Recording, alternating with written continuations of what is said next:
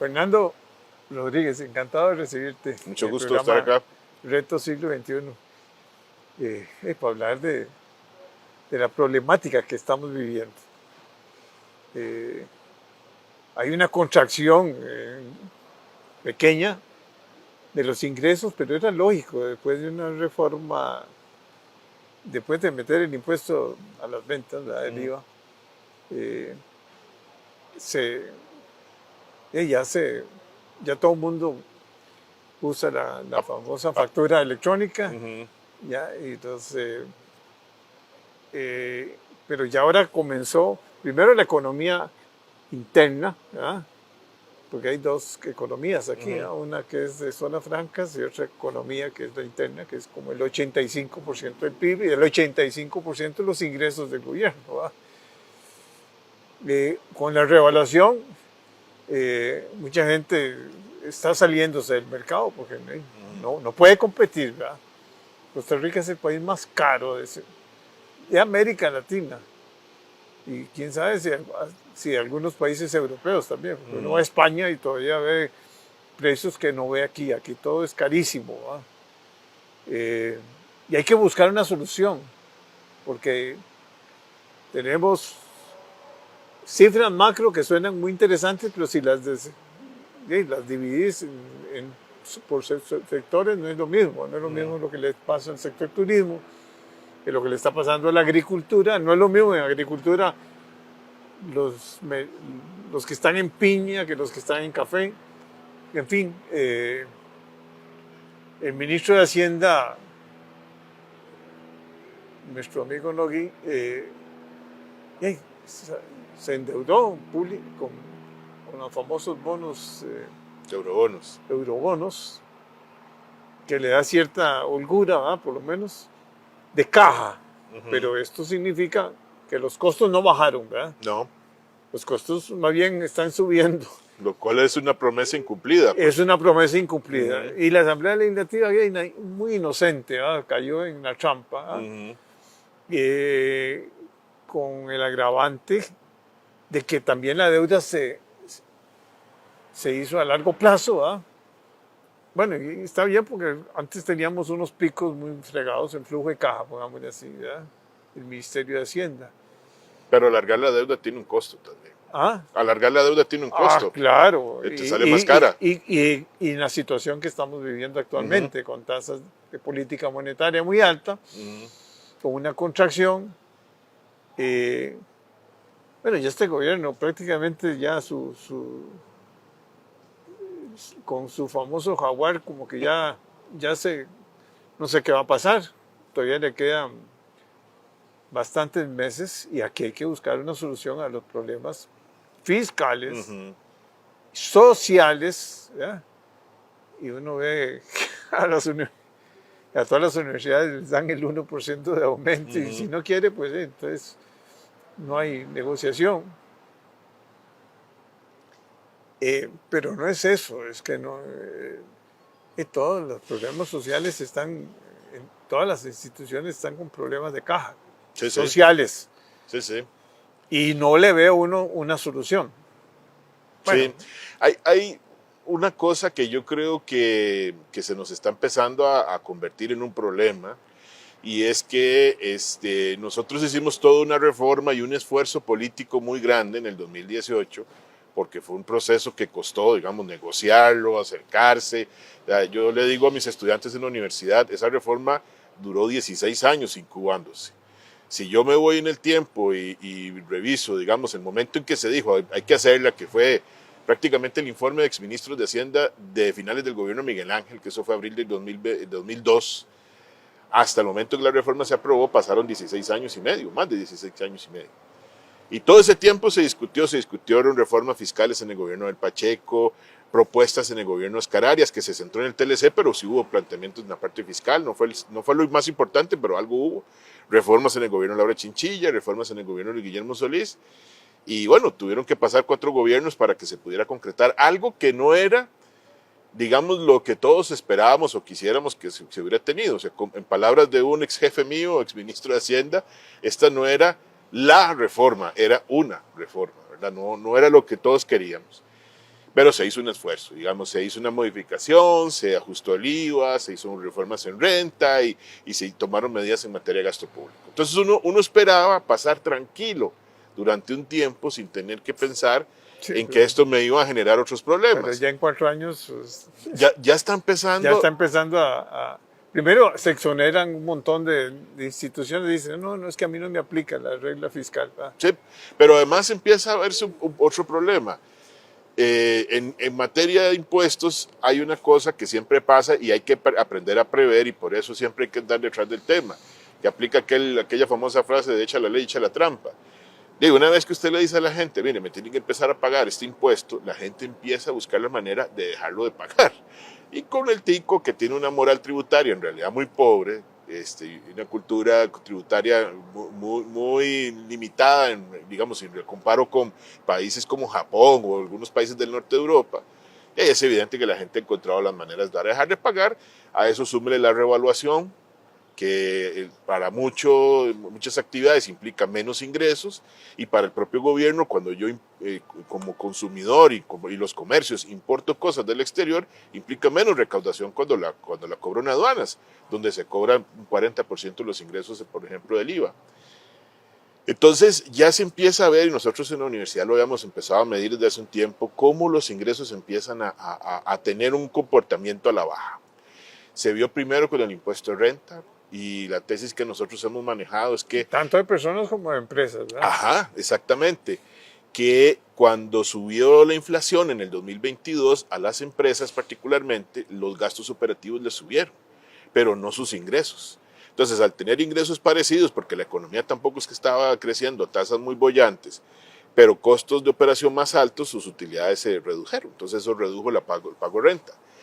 Marzo del año pasado, por ejemplo, en la recaudación de renta, que en marzo es ahora donde se da el grueso, para Hacienda solo creció un 2%, o sea, era un crecimiento raquítico en comparación con lo que fue el 2022, un año con una inflación de casi un 8%, un año con un crecimiento de casi un 4%, o sea, debió haber crecido mucho más la recaudación, creció solo un 2%.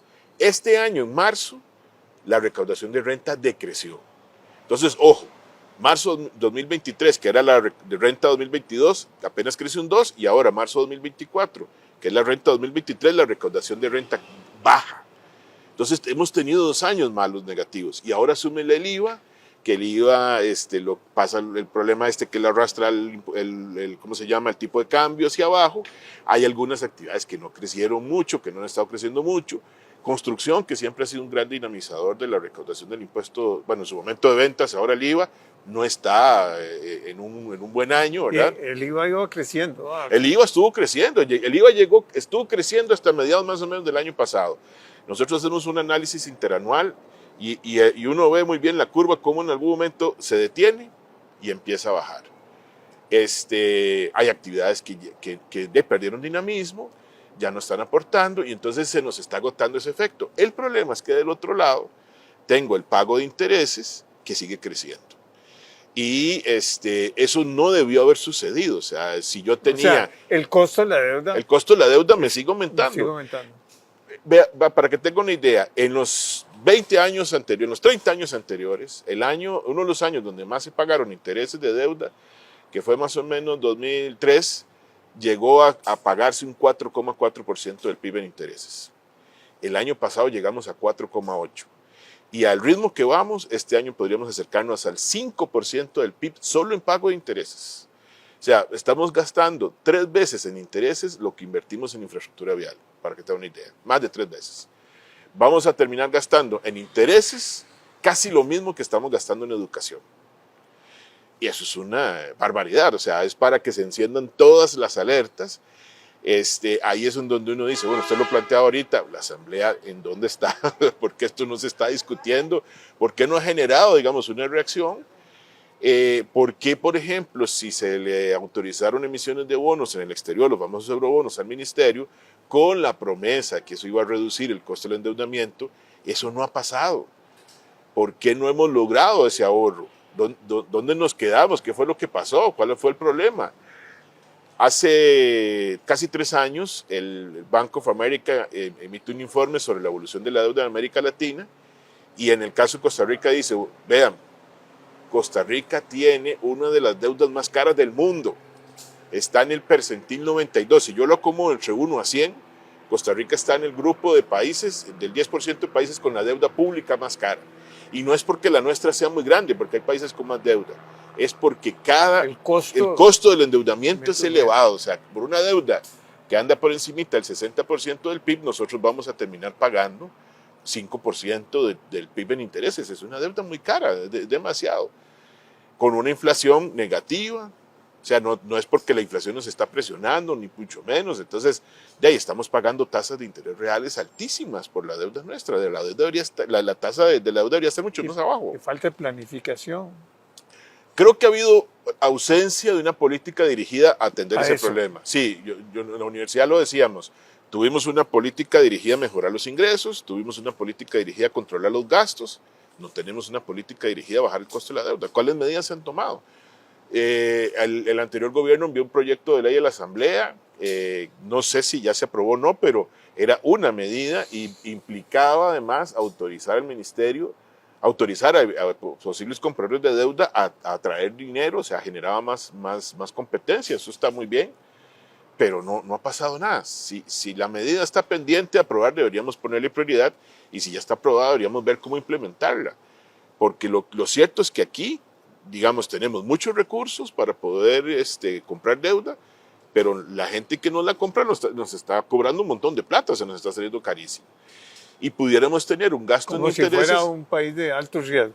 Como si estuviéramos en un país de altísimo riesgo. Pero además una situación muy interesante, mucha de nuestra deuda es local. Es que todavía si tuviéramos deuda externa o deuda en dólares, toda, y uno dice, bueno, Costa Rica no emite dólares y tiene el riesgo, aunque en realidad tenemos un gran flujo de divisas. No, pero el inversionista que invierte aquí, sí, en bonos de gobierno, pero el gobierno pareciera que compite con otros y entonces sube y sube. Así es. Porque lo que quiere es caja para poder resolver los problemas de cortísimo plazo. Sí, pero entonces lo hace a un costo muy alto. Claro. A mí me decía una vez una persona que estuvo al frente de la Tesorería Nacional, me dice, si usted me pide que yo consiga plata para financiar el gasto, yo la consigo. ¿A qué costo? El tema es ese, ¿a qué costo? Dígame a qué costo la quiere que la consiga. Pero no puede ser a cualquier costo, ¿verdad? Y eso nos está saliendo muy caro, digamos, al punto de llegar, como le digo, a un límite histórico en gasto en intereses. Eso es algo que deberíamos, insisto, como país, decir un momento, detengámonos. No puede ser que vayamos a gastar casi lo mismo en intereses que en educación. Eso es una aberración. Eso es una aberración porque Costa Rica tiene una reforma aprobada hace unos años y una situación fiscal relativamente estable. No tenemos un déficit del 10% para que alguien diga, mira, te están cobrando un montón de plata porque tienes unas necesidades. Sí, claro, no tenemos esa situación. Entonces, ¿por qué nos está saliendo tan caro? Hay algo ahí que no está funcionando en el mercado de deuda, en el mercado financiero, que debería corregirse y que debería permitirle al país buscar reducir eso y sobre todo sostenerlo. Vea, a mayo de este año, y bueno, midiéndolo también en términos interanuales, el gasto en intereses crecía más de un 10%. ¿Por qué? Tenemos una inflación negativa, los intereses más bien, los intereses de referencia del Banco Central en este año más bien bajaron, porque el gasto en intereses está creciendo un 10%. Hay algo ahí que no está funcionando bien. Bueno, pero es un problema estructural. Sí, claro, hay un problema en el mercado de deuda, hay un problema en la forma en que nosotros logramos financiar nuestro endeudamiento. No es ausencia de recursos, porque, bueno, tengo el gran... todos los fondos de pensiones andan invirtiendo afuera. Exactamente, tengo el gran fondo del IBM, que siempre ha sido un mecanismo de financiamiento de deuda. Tengo los fondos complementarios de pensiones que ya sobrepasaron vean, entre el ROP y el FCL y los 6 fondos que hay, este país ya tiene acumulados 20 billones de colones. O sea, estamos hablando de 20 millones de colones. Y ahí tenemos plata para poder invertir en deuda. Podemos tener plata para invertir muchas cosas. Y los operadores están yendo afuera a comprar títulos de deuda de otros países. ¿Por qué? ¿Por qué estamos haciendo eso? Y financiando, no sé, carreteras o puentes o puertos o lo que sea, con fondos de afuera. Así es. ¿Por qué no emiten bonos y dejan que la empresa privada participe con... No, digamos, no hemos encontrado un mecanismo no ha para... habido manera de que logremos, ahora se habla de la carretera de San Ramón, que llevamos no sé cuántos años, ¿verdad? Eh, para hacer una alianza público-privada. Entonces, aquí llegan los españoles y colocan porque lo que es un flujo de caja lo que tenés en una carretera o en un puente, lo que sea.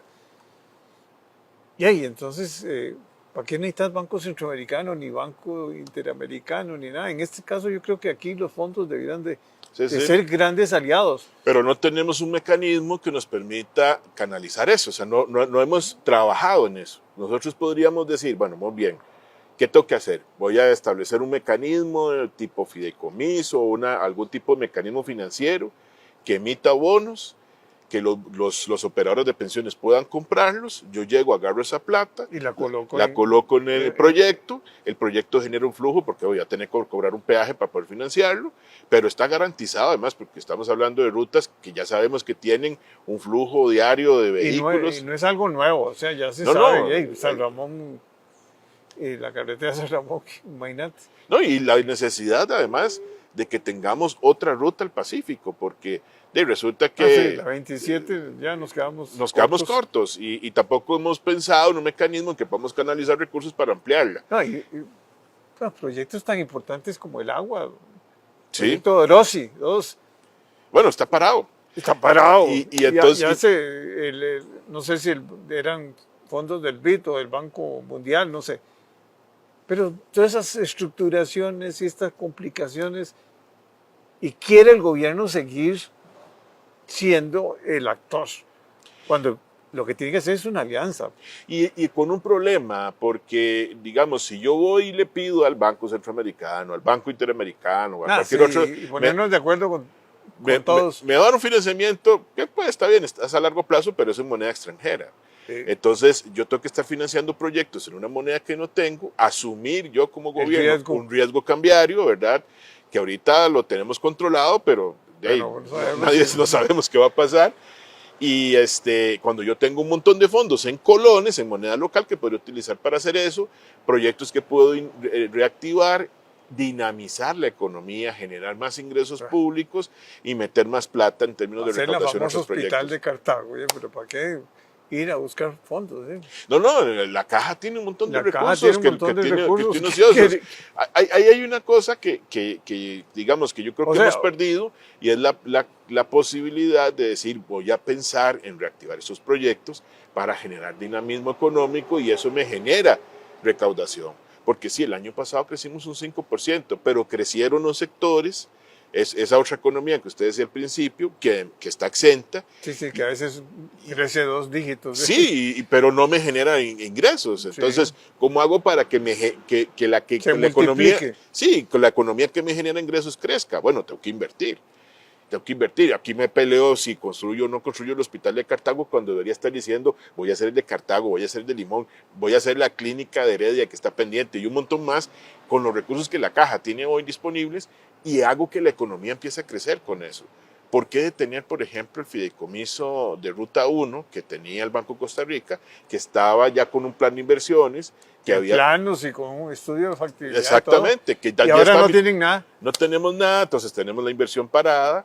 Y eso tiene, digamos, un sector de la economía frenado y tenemos entonces la correspondiente recaudación también frenada. O sea, tenemos una cosa muy paradójica. Tenemos una economía que crece, pero en una parte que no arrastra el resto. Y la parte que podría arrastrar el resto no está creciendo, entonces no me aporta ingresos, mi recaudación empieza a resentirse y tampoco creo empleo. Entonces, la recaudación de impuestos para las personas físicas también está estancada. ¿Por qué? Porque no estoy contratando más personas, porque no estoy generando, digamos, más dinamismo por esa parte, más bien tengo gente que se ha salido del mercado de trabajo, porque simplemente ya se cansan en algún momento de seguir buscando trabajo y no encontrarlo, cuando podría estar creando empleo por muchas vías y no lo estoy haciendo. O sea, tengo la economía en un proceso de entrabamiento que yo la podría sacar con más inversión, pero me quedé pegado, o sea, no estoy encontrando la manera. Y yo creo que eso no se resuelve con una ley, y mucho menos con un referéndum. Creo que hay mecanismos que necesitamos pensar para canalizar recursos a varios proyectos que se pueden hacer hoy bien. Hay un montón de cosas que se pueden hacer. Podemos Podríamos estar haciendo la ruta 1, los hospitales, es más, hasta la propia ciudad de gobierno con recursos que ya existen. La famosa Marina. También. Todo lo puedes hacer con fideicomisos, titularizas, entran los fondos y sabes que el flujo es casi seguro y la rentabilidad segura, pero no se meten a comprar centros comerciales y edificios que no tienen nada que ver. O sea, la economía, el problema que tenemos en el puerto de Caldera, por ejemplo. Sí. Hey, no, que no hay financiamiento, que el otro, que para mejorar las carreteras, para las municipalidades. ¿Qué le cuesta a las municipalidades comenzar a poner viajes? Sí, no, pero o inclusive llegar y decir, bueno, yo tengo un flujo conocido de recursos que me van a dar en los próximos años del impuesto a los combustibles, no voy a hacer un poquitito todos los años, sino que voy a ver cómo titularizo yo ese flujo en el futuro y agarro toda esa plata hoy y digo, bueno, en mi cantón, ¿qué requiero hacer para poder tener mejor infraestructura? Un día me decía una gente de un municipio en Heredia, bueno, es que nosotros estamos trabajando en una propuesta porque queremos atraer parques industriales y ya están trabajando en un plan de inversiones. Ustedes saben cómo están las salidas los accesos, los accesos, qué carreteras tienen que tener, cómo se conectan, cuántas inversiones. O sea, si ustedes no tienen un plan de inversiones, no es buscar un terreno para que el día de mañana haya un parque industrial y se ubique en una zona franca, no. Es cómo esa actividad opera y qué inversiones tienen que hacer ustedes hoy. Y eso no son un poquito no son 200 metros de carretera cada 6 meses que los hago con la plata que me va entrando, no. Es hacer toda una inversión, volcar toda esa plata en un solo momento para poder generar más actividad. Y eso le va a generar más recursos a los municipios. Las municipalidades en este país no tienen deuda. Le tienen miedo a la deuda. La deuda municipal es de un 0,2% del PIB. O sea, ellas podrían contribuir con más inversión, ahí sí, a poder mejorar las condiciones operativas en los cantones. Y hay algunos municipios además muy grandes, con muchos recursos, sobre todo aquí en la GAM, que pudieran estar invirtiendo más para poder generar más condiciones de reactivación, pero tienen temor y muchos de estos generan problemas porque hay lugares donde, por ejemplo, no hay... Y no tienen que ir a la Asamblea Legislativa. No, el código municipal es súper flexible. Súper flexible. Pueden hacer fideicomisos, pueden pedir endeudamiento local, pueden hacer emisiones de bonos, tienen un montón de capacidad. El IFAN, inclusive el IFAN les ha dicho muchas veces, pídanme plata. Hay municipios que dicen, mire, no puedo otorgar más permisos de construcción porque tengo agua, pero no tengo infraestructura para llevar el agua. O sea, el agua está ahí, digamos, disponible, pero la infraestructura que tengo no me permite otorgar más permisos porque no me va a dar. Entonces, ¿qué es lo que tienen que hacer? Y tienen paralizado la mitad del campo. Exactamente. La falta de agua. Entonces, ¿pueden eventualmente tener más actividad? Sí podemos, pero necesitamos invertir en ampliar el acueducto. Necesitamos invertir en manejo de aguas residuales. Necesitamos invertir en un mejor manejo de residuos sólidos. Y que se acostumbre el costarricense a pagar. Yo me acuerdo de la resistencia por la 27, que son, no sé, digamos por familia, 30, 40 mil colones. Bueno, pero ¿cuánto se economiza en repuestos de carros? Porque ¿cuánto se economiza en gasolina? ¿Cuánto se economiza en tiempo? Ahora no, ahora ya el tiempo ya no. Ahora es un colapso completo la 27. Sí. Entonces, dice uno, bueno, pero ¿qué pasa? O sea, ¿por qué no ampliamos la 27? No, que lo va a hacer el gobierno. Entonces llega un ministro y dice eso, otro ministro dice, no, que lo hagamos con una alianza público. No, que los españoles no, que sea el gobierno y después que... Hay que, digamos, yo creo que hay que ponerse en la posición de buscar la manera de encontrar el mecanismo de financiamiento adecuado. O sea, todas tendrán una distinta, pero hacerlo. O sea, yo creo que... ahora van a hacer unas zonas francas importantes en Grecia. Ya se están haciendo, sí, claro. Ahí van a requerir mano de obra. Ahí van a requerir toda una infraestructura. Entonces, o el gobierno o las municipalidades tienen que hacer algo. Los dos, diría Porque yo. la mercadería va a ir al aeropuerto, tiene que salir por algún lado. Bueno, a eso vamos, o sea, yo no puedo, alguien decía una vez, bueno, ¿qué necesitamos para que Punta Arenas crezca? Bueno, lo primero es que no puede ser que tengamos una sola carretera, y que se colapsa cada ciertas horas del día para ir desde el Pacífico Central hasta San José. No puede ser. No. No, eso es absurdo. Igual que como tenemos prácticamente una sola carretera que me conecta de manera apropiada el centro del país con Limón. Porque me puedo ir por Turrialba, pero la cosa es media complicada, y me puedo ir por Barra Blanca, pero no es carretera para vehículos pesados. Y derrumbes continuamente. Exactamente, entonces se me viene un derrumbe y ya se me cerró la carretera. Bueno, había una solución técnica de hacer los famosos túneles falsos. Alguien dijo que era muy caro, pero no es más caro estar cerrando la carretera a cada rato y terminar teniendo problemas. Entonces, ¿cómo quieren que se desarrollen las costas si no tenemos la infraestructura adecuada? Si los griegos, si la gente de Grecia no se avispa con esto que está pasando, colapsa, van a tener problemas más adelante. ¿Qué significa avisparse? Analizar, bueno, mire, ahora tengo una zona franca, o sea, esto me va a generar cierta movilidad dentro del cantón. ¿Cómo hago yo para que la gente se mueva? Necesito una ruta nueva de bus. Bueno, ¿dónde está? ¿Dónde está la gente que va a trabajar aquí? Porque lo ideal es que tenga los núcleos de población cerca de los lugares en donde la gente va a trabajar. Eso está muy bien. Y así reduzco el desplazamiento y la necesidad de tener que andar jalando gente de un lado para el otro. Pero eso implica inversiones también. Y la municipalidad es la que va a tener que jugar un papel junto con el sector privado. Porque ellos son los que les va a doler la panza cuando todo el problema empiece. O sea, si esto va a generar un problema, ellos van a tener que resolverlo. Y a veces los municipios en general, yo creo que son muy temerosos de esa posibilidad de tener que lanzarse a invertir. Porque además, en la medida en que los municipios se decidan asumir ciertas inversiones, también esto libera al gobierno central de esa obligación de tener que estar pensando en eso. Y no es quitarle al gobierno carga en cuanto digamos, a trabajo, pero es asumirlo cuando yo sé que el gobierno, por muchas razones, no lo va a hacer, porque se ha autoimpuesto restricciones fiscales, porque no tiene recursos, porque tiene otras necesidades que atender. Y eso me permitiría, insisto, movilizar actividad económica. El sector construcción, además, es un gran dinamizador de actividad económica, que multiplica la actividad. O sea, si usted mete ahí 100 millones y salen 200 millones, se genera mucho empleo, se genera mucha recaudación de impuestos, pero ahorita lo tenemos de capa caída porque paramos inversiones en carreteras, en grandes carreteras, y no estamos invirtiendo en hospitales, en puertos, en todo. Todo está paralizado. Sí, ve el puerto Caldera que usted decía, o sea, es un puerto que lleva 10 años de estar ahí. De estar avisando que se va a colapsar. Y ahorita está colapsado. Hace rato sí. Y creo que nos cogió tarde. O sea, creo que con Caldera desgraciadamente nos cogió tarde.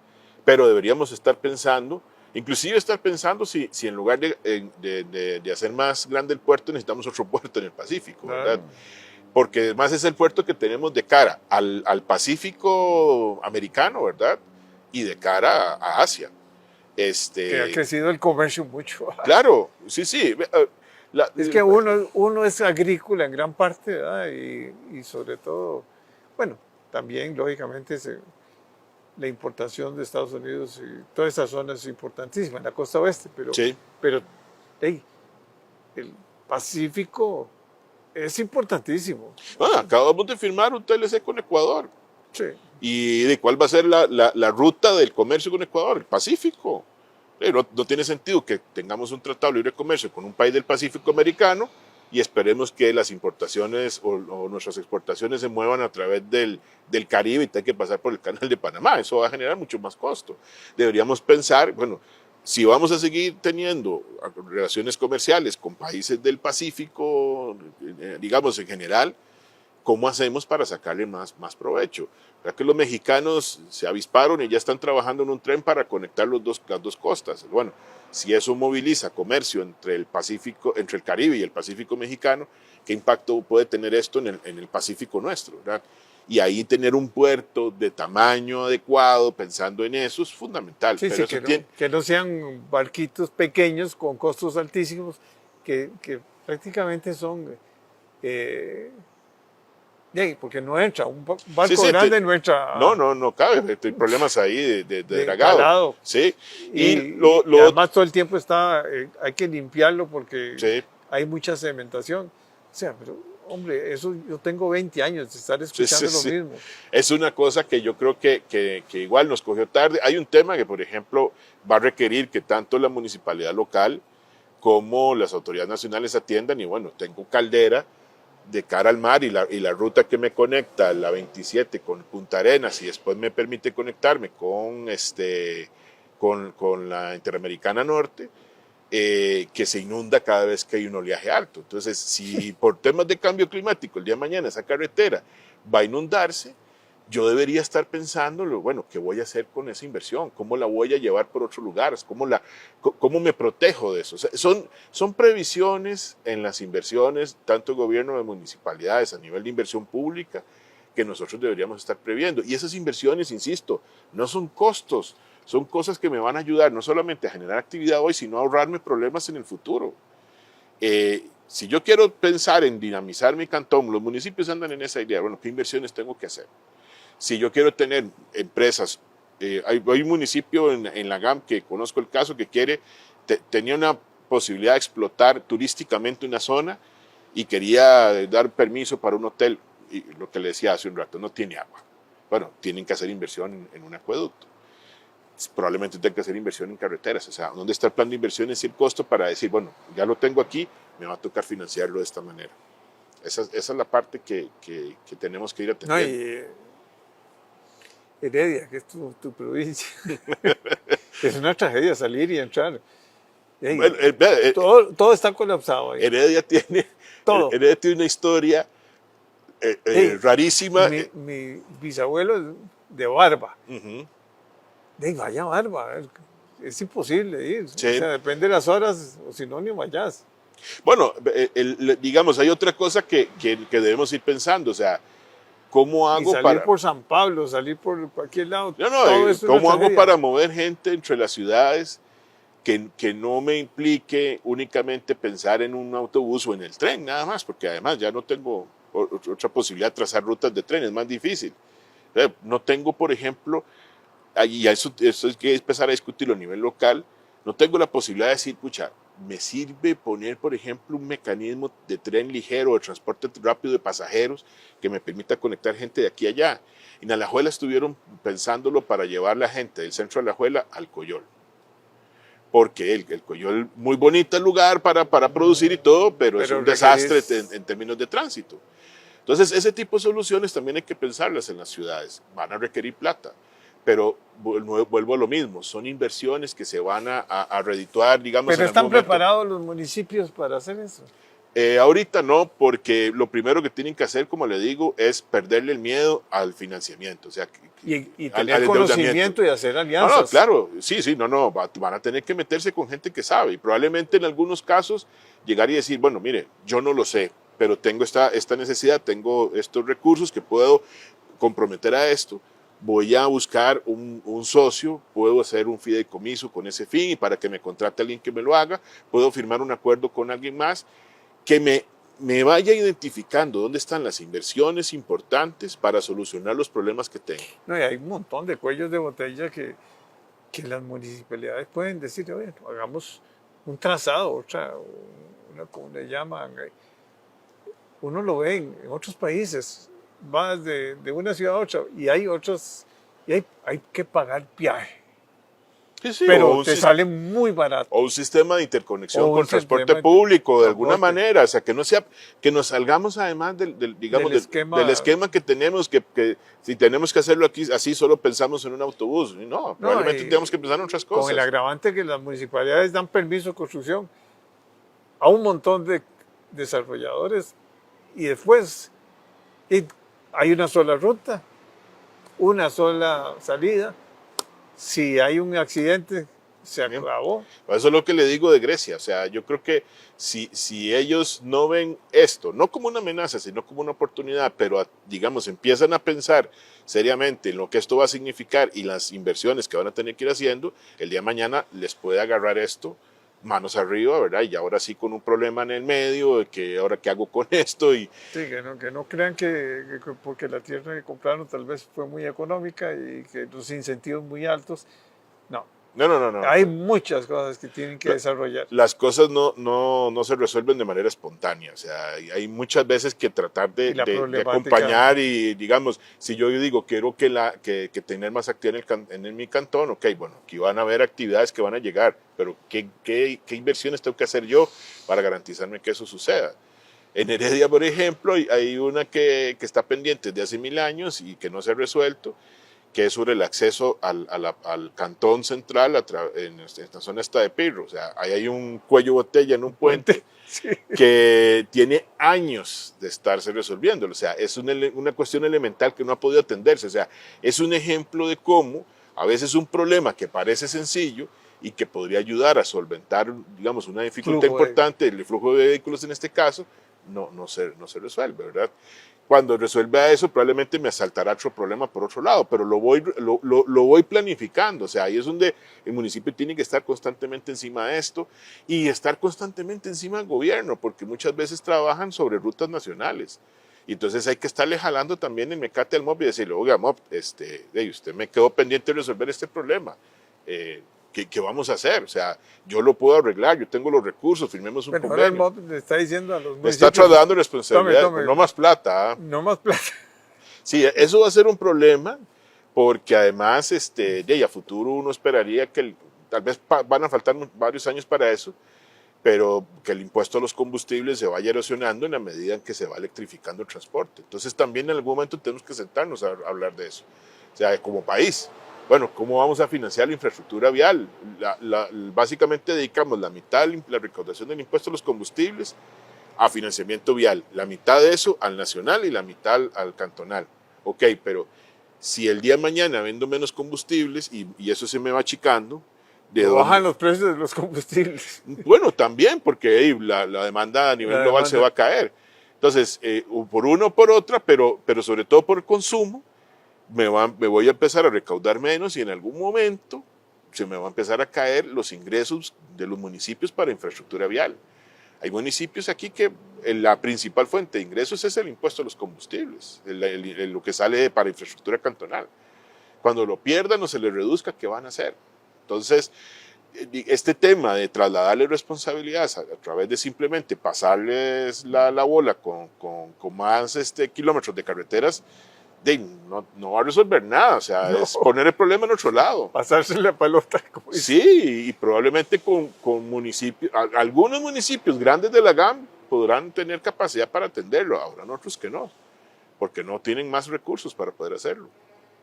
Bueno, Fernando, ahí te invité otra vez. Sí. Yo sé que venís de Heredia y que... Hablando de infraestructura vial. Hablando de infraestructura vial. Sí. Es un placer haberte mucho gusto, recibido. A la orden. Y creo que hay que hacer grandes reformas, definitivamente. Sí, y pensar las cosas distintas, a ver si se pueden hacer diferentes. Claro, hay que salirse de la caja. Un poquito, sí. Bueno, muchas gracias.